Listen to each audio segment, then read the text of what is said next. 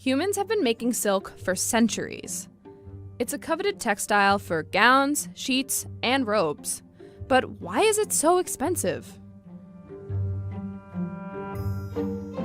Silk is the product of the domesticated silkworm, Bombyx mori.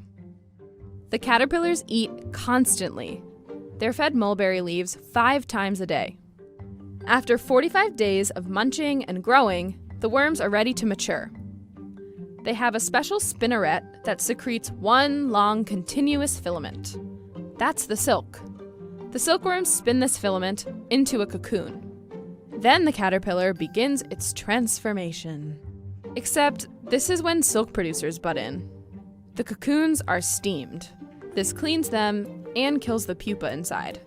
If the pupas were kept alive, they would degrade and break the silk. Then the cocoons are unraveled to reveal around half a mile of usable filament. Filaments are joined to create a thread thick enough to weave into fabric. 1 yard of silk fabric costs approximately $100. What makes it worth the cost? We spoke to a few experts on the subject to find out.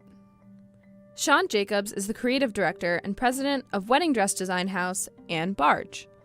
She says, quote, "The cost of producing silk garments has gone up dramatically," unquote.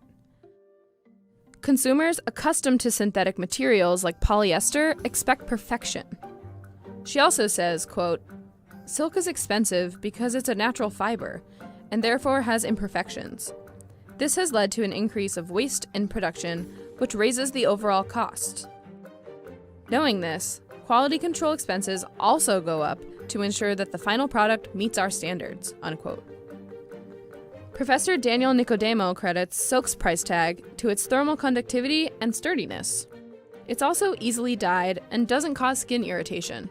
So what do you think? Is silk worth the cost?